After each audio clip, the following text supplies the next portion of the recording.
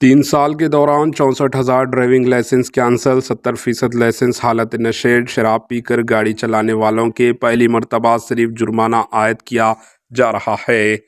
Road transport authority RTA کے عہدیداروں نے گزشتہ 3 سالوں کے دوران ریاست تلنگانہ میں 64,083 ڈرائیونگ لائسنس کو کینسل کر دیا۔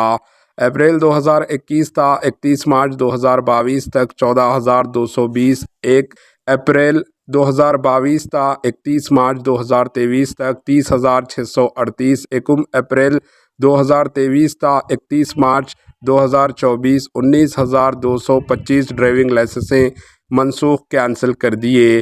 1 اپریل 2024 سے 30 نومبر 2024 تک 10,113 لائسنس کو کینسل کرنے کا RTA عہدیداروں نے فیصلہ کیا۔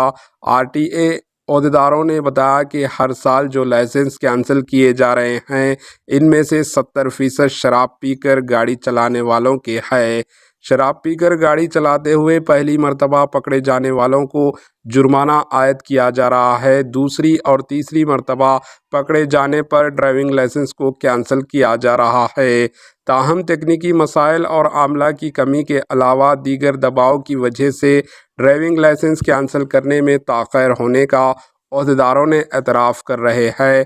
ہر 3 ماہ یا 6 مہینے میں وصول ہونے والی سفارشات کا جائزہ لینے کے بعد ڈرائیونگ لائسنس کینسل کیے جا رہے ہیں۔